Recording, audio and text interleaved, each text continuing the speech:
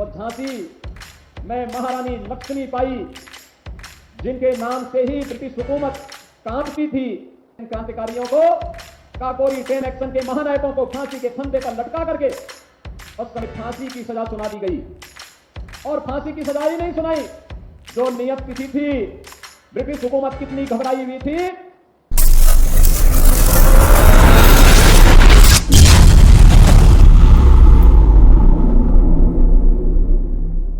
वीर नारियों और कोर सैनिकों के साथ ही युवा ऊर्जा के प्रतीक हमारे सभी नौजवान साथियों, प्यारे विद्यार्थियों और उनके सभी सम्मानित अभिभावक और उपस्थित बहनों और भाइयों, मैं सबसे पहले काकोरी ट्रेन एक्शन शताब्दी महोत्सव के अवसर पर प्रदेश भर से अलग अलग स्थानों पर आयोजित समारोह में उपस्थित प्रदेश सरकार के हमारे सभी मंत्रीगण, सभी माननीय जनप्रतिनिधिगण, सभी माननीय स्वतंत्रता संग्राम सेनानी और क्रांतिकारियों के परिजन, शहीद परिवारों के परिजन, वीर नारियां, कोर सैनिक और उपस्थित सभी प्रदेश भर के हमारे सभी उपस्थित बहनों और भाइयों, काकोरी ट्रेन एक्शन के शताब्दी समारोह के शुभारंभ के अवसर पर मैं आप सबका हृदय से स्वागत करता हूं।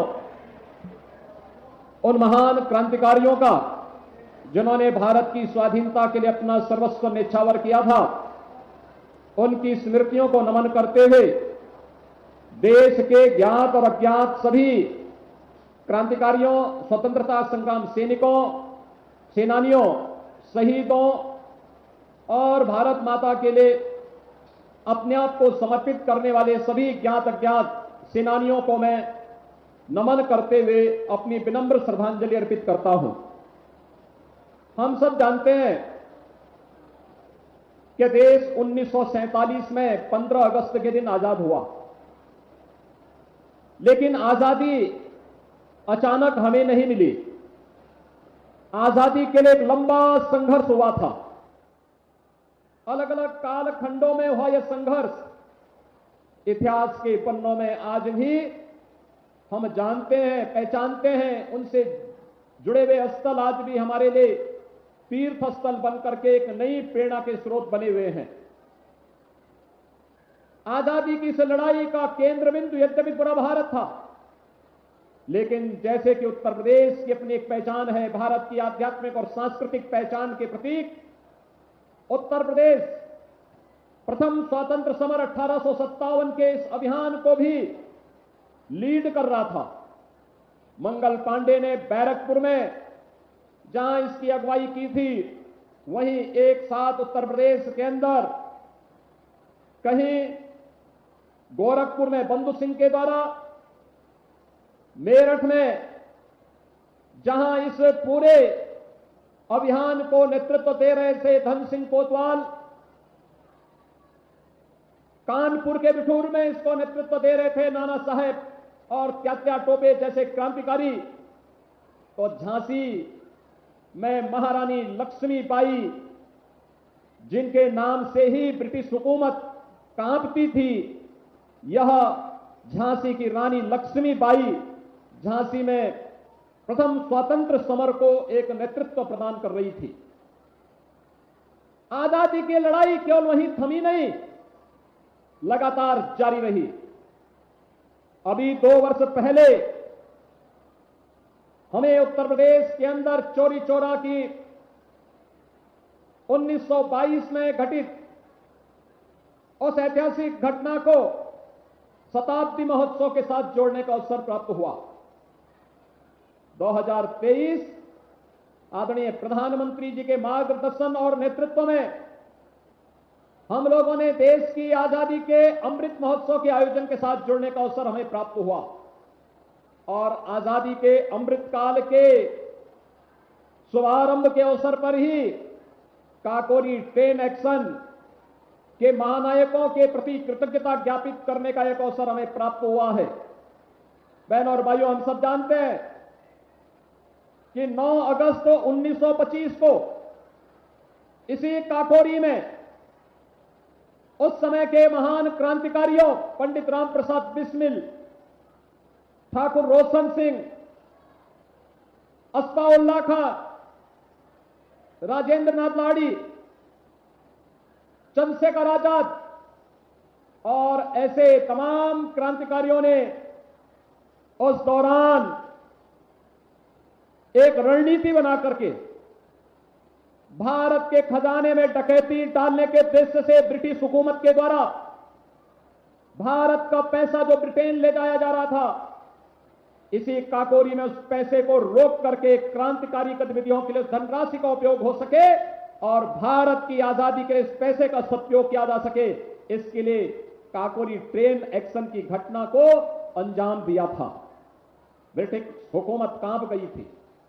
धनराशि तो थी 4,679 रुपया, लेकिन इन क्रांतिकारियों को गिरफ्तार करने, इन क्रांतिकारियों को सजा दिलाने के लिए ब्रिटिश हुकूमत ने उस समय धनराशि खर्च की थी 10 लाख रुपया। क्रांतिकारी पकड़े गए। पंडित राम प्रसाद बिस्मिल को गोरखपुर की जेल में बंद किया गया। ठाकुर रोशन सिंह, राजेंद्र नाथ लाड़ी, अस्फाउल्लाह खां को अलग अलग जेलों में गोंडा, फैजाबाद और नैनी जेल में बंद करके बिना सुनवाई किए ही इन्हें फांसी की सजा सुना दी गई। और फांसी की सजा ही नहीं सुनाई, जो नियत तिथि थी, ब्रिटिश हुकूमत कितनी घबराई हुई थी कि नियत तिथि से एक दिन पहले ही इन क्रांतिकारियों को, काकोरी ट्रेन एक्शन के महानायकों को फांसी के फंदे पर लटका करके उस समय की हुकूमत ने अपनी कायरता का परिचय देने का कार्य किया था। लेकिन उस समय इन क्रांतिकारियों को जब सजा भी दी जा रही थी, इन्होंने कभी भी ब्रिटिश हुकूमत के सामने हिम्मत नहीं हारी। इस पूरे आंदोलन को नेतृत्व प्रदान करने वाले पंडित राम प्रसाद बिस्मिल से जब पूछा गया, एक ही बात उनसे पूछा जाता था, जिस भी क्रांतिकारी से पूछा जाता था कि आखिर कोई इच्छा हो, ब्रिटिश हुकूमत से माफी मांग लोगे तो हो सकता माफी मिल जाएगी। उन्होंने कहा नहीं, जीवन पुष्प चढ़ा चरणों पर, मांगे मातृभूमि से यह वर, तेरा वैभव अमर रहे मां, हम दिन चार रहे न रहे। इस संकल्प के साथ इन्होंने मातृभूमि के लिए फांसी के फंदे पर झूलना स्वीकार किया, लेकिन ब्रिटिश हुकूमत के सामने झुकना स्वीकार नहीं किया। इन्हीं क्रांतिकारियों के शहादत का परिणाम है, इनके बलिदान का परिणाम है आज हम आजादी का उपभोग कर पा रहे हैं। याद करिए, 9 अगस्त की तिथि काकोरी ट्रेन एक्शन की तिथि भी है और अंग्रेजों भारत छोड़ो का अभियान आज ही के दिन 1942 में महात्मा गांधी ने प्रारंभ किया था। तो 9 अगस्त की तिथि हमारे लिए अत्यंत महत्वपूर्ण तिथि है। और इस बार जो शताब्दी महोत्सव का शुभारंभ हम कर रहे हैं, तो बहनों और भाइयों, 9 अगस्त को आज के दिन पर हमारा एक प्रमुख पर्व नाग पंचमी भी है। नाग पंचमी शक्ति के प्रतीक, कुंडली शक्ति, जिसको हम भौतिक जगत में नाग शक्ति के रूप में, नाग पंचमी के रूप में, नाग देवता के रूप में पूजन के कार्यक्रम के साथ जुड़ते हैं, उसके अनुष्ठान का भी तिथि है। और भौतिक जगत में आज की तिथि पे हमारे युवा पहलवान जगह जगह जाकर के अखाड़ों में अपने शक्ति प्रदर्शन करने का काम भी करते हैं। और शक्ति प्रदर्शन का परिणाम है कि कल भारत को हॉकी में भी एक मेडल ओलंपिक में प्राप्त हुआ है और जेवलिन थ्रो में भी नीरज चोपड़ा को एक नया मेडल प्राप्त हुआ है। मैं इस अवसर पर अपने इन सभी भारतीय खिलाड़ी जो भारत का नेतृत्व दे रहे हैं, जो भारत के दल को वहां पर नेतृत्व प्रदान कर रहे हैं, उन सभी भारत माता के सपूतों का भी मैं इस अवसर पर अभिनंदन करता हूं। और खासतौर पर श्री नीरज चोपड़ा, जिन्होंने जेवलिन थ्रो में कल मेडल प्राप्त किया है, और साथ साथ भारत की हॉकी की टीम जो लगातार पिछले 2 ओलंपिक से फिर से अपने पुराने प्रदर्शन को दोहराने के लिए प्रतिबद्ध दिखाई दे रही है, इस पूरी भारत की हॉकी टीम का भी मैं इस अवसर पर बधाई देते हुए अभिनंदन करता हूं। भाइयों और बहनों, प्रधानमंत्री मोदी जी ने हमें आजादी के अमृत महोत्सव के वर्ष पर पंचप्रण की याद दिलाई। पंचप्रण केवल एक भाषण नहीं है, यह केवल शब्दावली नहीं है, यह हमारे जीवन का संकल्प होना चाहिए, यह जीवन का व्रत होना चाहिए। भारत को दुनिया की महाशक्ति बनाने के लिए, विकसित भारत की परिकल्पना को साकार करने के लिए, हर भारतवासी के लिए जीवन में जो 5 महत्वपूर्ण कार्य करने हैं, उनका अनुसरण किस रूप में करते हुए हम भारत को दुनिया की एक ताकत के रूप में स्थापित कर सकते हैं, इसका भी एक माध्यम है। और इसके लिए हम में से हर एक व्यक्ति के जीवन का ध्येय एक ही होना चाहिए, और ध्येय एक ही हो जो हमारे क्रांतिकारियों ने, स्वतंत्रता संग्राम सेनानियों ने जो संकल्प देश की आजादी के लिए लड़ा था, आज हमारे ऊपर वह दायित्व है कि भारत की इस आजादी को बरकरार रखने के लिए उस कालखंड में बलिदान की आवश्यकता पड़ी। आज हम अपने कर्तव्यों का पालन करते हुए अगर इसका अनुपालन करते हैं तो कोई कारण नहीं कि भारत दुनिया की एक बड़ी ताकत के रूप में न उभरे। भारत ने पिछले 10 वर्ष में अपनी एक शानदार यात्रा को आगे बढ़ाया है। शानदार यात्रा का परिणाम है 2014 में जो भारत दुनिया की 10वीं बड़ी अर्थव्यवस्था थी, आज वह दुनिया की 5वीं बड़ी अर्थव्यवस्था है। जो भारत आज 5वीं बड़ी अर्थव्यवस्था है, वह प्रधानमंत्री मोदी जी के नेतृत्व में वह भारत अगले 3 वर्ष में दुनिया की 3री बड़ी अर्थव्यवस्था बनेगा। अमेरिका, चीन के बाद 3री बड़ी आर्थिक ताकत 2027 में कोई होगा तो वह भारत होगा। भारत, और भारत की ताकत का मतलब हर भारतवासी के चेहरे पर खुशहाली। लेकिन इसके लिए हमें सबको मिलकर के अपने स्तर पर भी प्रयास करना होगा। इसके लिए जो पंचप्रण है, इन पंचप्रण को अपने जीवन का संकल्प बनाना होगा, और वह तभी बन सकता है जब हमारी प्राथमिकता हमारा देश बने। जाति नहीं, मत नहीं, मजहब नहीं, क्षेत्र नहीं, भाषा नहीं, हमारा संकल्प एक ही होना चाहिए कि जीवन पुष्प चढ़ा चरणों पर, मांगे मातृभूमि से या वर, तेरा वैभव अमर रहे मां हम दिन चार। यही तो है हम सबके जीवन का संकल्प। राष्ट्र प्रथम का भाव, मेरा व्यक्तिगत हित राष्ट्र के हित से महत्वपूर्ण नहीं हो सकता। मेरी जाति का व्यक्तिगत हित मेरे राष्ट्र से बढ़कर के नहीं हो सकता है। मेरे मत और मेरे मजहब का हित मेरे राष्ट्र से बढ़कर के नहीं हो सकता है। देश की एकता और अखंडता के लिए अपना सब कुछ न्यौछावर करने का एक संकल्प और उसके लिए समर्पण का एक भाव, व्यक्तिगत कर्तव्यों से लेकर के नागरिक कर्तव्यों तक आगे बढ़ता हुआ, सैनिकों के सम्मान से लेकर के एकता और अखंडता के लिए कार्य करना, समतामूलक समाज की स्थापना के लिए कार्य करना, वोकल फॉर लोकल के लिए कार्य करते हुए आत्मनिर्भरता के लक्ष्य को प्राप्त करना, समाज में सबके प्रति समभाव रखते हुए राष्ट्रीय अखंडता को बरकरार रखने के लिए प्राणपण से जुट करके कार्य करना। अगर हम सब मिलकर के इन सभी संकल्पों के साथ आगे बढ़ते हैं और गुलामी के अंशों को समाप्त करने के साथ आगे बढ़ते हैं, दुनिया की कोई ताकत दुनिया में सबसे बड़ी ताकत बनाने से रोक नहीं सकती है।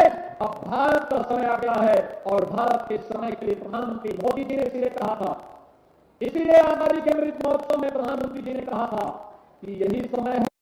माननीय विधायकगण हैं, महापौर हैं, जिला पंचायत अध्यक्ष हैं, विधान परिषद सदस्य हैं, जिला पंचायत अध्यक्ष हैं, ब्लॉक प्रमुख हैं, चेयरमैन हैं, अलग अलग जनपदों के कार्यक्रम में और शामिल होकर के विद्यार्थियों के साथ, क्रांतिकारी परिवारों के साथ, शहीद परिवारों के साथ, पूर्व सैनिकों के साथ, वीर नारियों के साथ इस कार्यक्रम में सहभागी बनकर के इन कार्यक्रमों को आगे बढ़ा रहे हैं।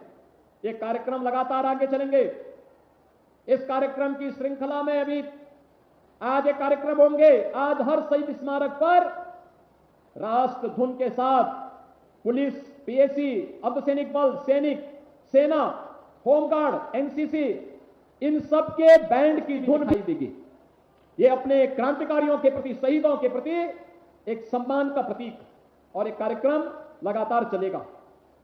13 से 15 अगस्त तक हर घर तिरंगा का अभियान चलेगा। हर घर में तिरंगा, भारत की आन मान शान का प्रतीक, भारत का राष्ट्रध्वज हर घर के ऊपर फहराया जाएगा, हर संस्था के ऊपर फहराया जाएगा। और यह कार्यक्रम युद्ध स्तर पर चल रहा है। उत्तर प्रदेश में 4.5 करोड़ तिरंगा हर घर के ऊपर फहराने के एक बड़े लक्ष्य के साथ हम लोग आगे बढ़े हैं। और मुझे प्रसन्नता है कि यहां पर प्रदेश सरकार के साथ साथ सभी विभाग और जिला प्रशासन, सभी संस्थाएं मिलकर के इस कार्यक्रम के साथ जुड़ रही हैं। 1 वर्ष तक चलने वाला एक कार्यक्रम, कल आपने देखा होगा कि टेन एक्शन की शताब्दी महोत्सव के इस पूर्व संध्या पर राष्ट्रभक्ति के गानों की भी एक संध्या हर जनपद में आयोजित हुई। ये कार्यक्रम बड़े हर्षोल्लास के साथ लोगों ने उस कार्यक्रम में सहभागिता की, हमारे कलाकारों ने सहभागिता की। स्थानीय कलाकारों का एक मंच मिला अपनी प्रतिभा को दिखाने के लिए। लेकिन इसके साथ आगे एक कार्यक्रम चलेंगे, जनपद स्तर पर सुलेख लेखन, वाद विवाद प्रतियोगिता, लेखन प्रतियोगिता, अन्य सामान्य ज्ञान प्रतियोगिता, क्विज प्रतियोगिता, ये सभी होंगी। फाइन आर्ट से क्रांतिकारियों के चित्रों को उल्लेख करते हुए, जैसे गोरखपुर विश्वविद्यालय के बच्चों ने यहां पर काकोरी शहीद मंदिर में क्रांतिकारियों के चित्रों को कितने बेहतरीन तरीके से उकेरा है। वहां पर अगर आप देखेंगे, और ललित कला विभाग ने भी यहां पर देखा है कितने अच्छे चित्रों की प्रदर्शनी लगाई है यहां के छात्रों के साथ मिलकर के। बहनों और भाइयों, वर्ष भर चलने वाले इन कार्यक्रमों में हम सबकी सहभागिता हो, हम अपने उन महान बलिदानियों को, हम भारत माता के इन महान सपूतों के प्रति कृतज्ञता ज्ञापित कर सके, इस विश्वास के साथ यह आयोजन आज यहां पर शुभारंभ हो रहा है। इस अवसर पर ये मुझे सौभाग्य की बात है मेरे लिए और हमारी सरकार के लिए कि हमें काकोरी टेन एक्शन से जुड़े हुए क्रांतिकारियों के परिवारजनों को देश की आजादी को बरकरार रखने के लिए जिन परिवार के सदस्यों ने अपने आप को बलिदान किया, उन परिवारजनों को और पूर्व सैनिकों को सम्मानित करने का अवसर प्राप्त हुआ है, जिनमें श्री रामकृष्ण खत्री अमर शहीद हैं। ये काकोरी टेन एक्शन में 10 वर्ष की सश्रम कारावास की सजा हुई थी। इनके परिवार के सदस्य श्री रोहित खत्री को यहां पर सम्मानित किया गया। ठाकुर रोशन सिंह काकोरी टेन एक्शन में जिन्हें फांसी की सजा दी गई थी,